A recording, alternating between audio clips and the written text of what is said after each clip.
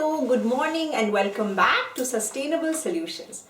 On popular demand today, we are making Indian chai. But a few warnings to begin with. Since this is a sustainable health video, I have to warn you that according to Ayurveda, drinking too much black tea or coffee is actually not recommended. It's not good for health, particularly when you're trying to make your immune system strong. Avoiding tea and coffee as much as possible is always better. But today we have for you a healthy version of chai, which is also particularly good during this time. If you feel like you're getting a cold or a cough, then we've added some extra spices. They are also added in some parts of India into the chai to make it more spicy and exciting to drink. So, coming first to the ingredients. We have several ingredients as you can see here. You will see, remember from our first video, that some of the ingredients are common.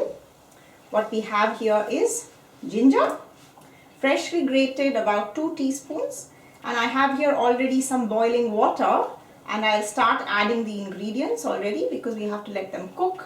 I add in the ginger first and let it boil for some time. In the meantime, we have here cardamom, about half a teaspoon, and we nicely crush it a little bit to make sure that all of the powder is made nicely.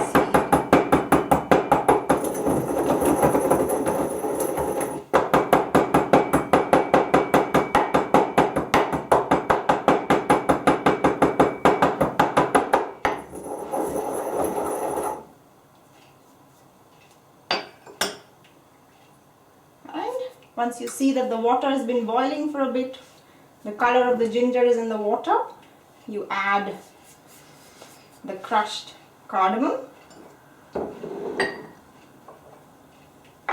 Then you add about 3/4 of a teaspoon of fresh ground pepper, also in. And you wait for it to boil.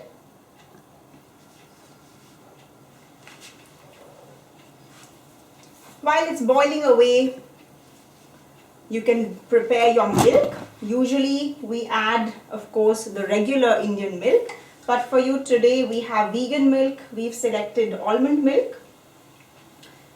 and you can also use rice milk or you can use oat milk. I personally prefer almond milk because this is a little bit thicker and it's more like the regular milk consistency.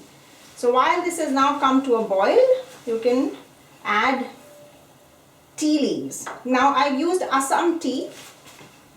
This is very important that we are using Assam tea and not Earl Grey or other types of black tea, because Earl Grey has its own very strong smell and flavor which interferes with the taste of Indian chai.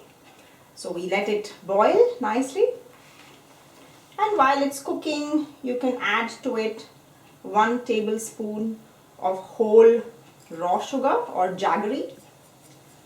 I've noticed that jaggery is difficult to find in Europe, so I've used whole raw sugar. You stir it in a little bit. And depending on how strong you want your chai, you can let it cook for less or more time. We let it cook maybe for about a minute. And it's very important that you let it cook and become as strong as you want it to become before you add the milk.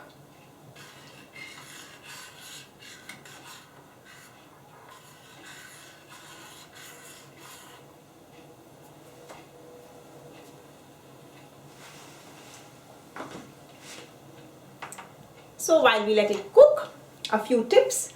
So in different parts of India, people like their tea in different ways. So if you go to Punjab, they like it really with a lot of milk.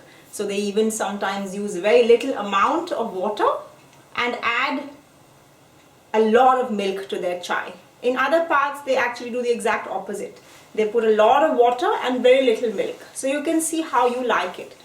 I'm now adding some milk. You see that now the whole tea has come to a good boil, it's even frothing, then you can add your milk depending on how much you want. I have here about half a cup of almond milk. By the way, the water we used was about 2 cups of water. And you can mix it. Now you can see from the color what kind of color you like in your chai. This is like really strong chai now with very little milk. Turn the light on for you. Let's see better. And then you let it come to a boil for a second time after adding the milk. Usually if you want it a little bit lighter, you can add some more almond milk. This is then a lighter color. And you let it come to a boil.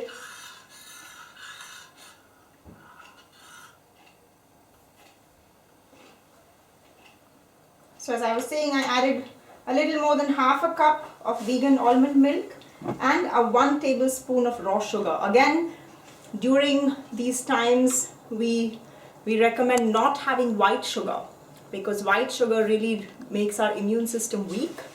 So whole raw sugar, jaggery, gur as we call it in India, suka nut maybe if you're in Germany, these are still much better forms of sugar and they have some iron, some minerals in them which are good for health.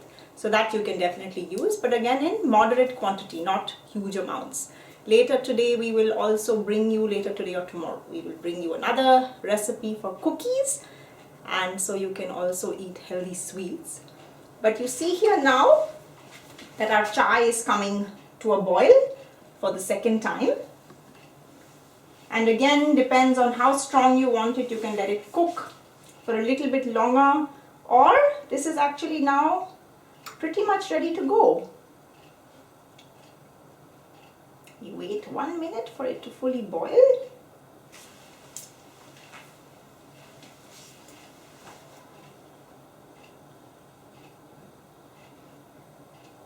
In the meantime, I prepare a nice cup with a sieve. And see, now it's nicely boiling. You can see again all the froth coming on top. You can turn the heat off, pour yourself a cup.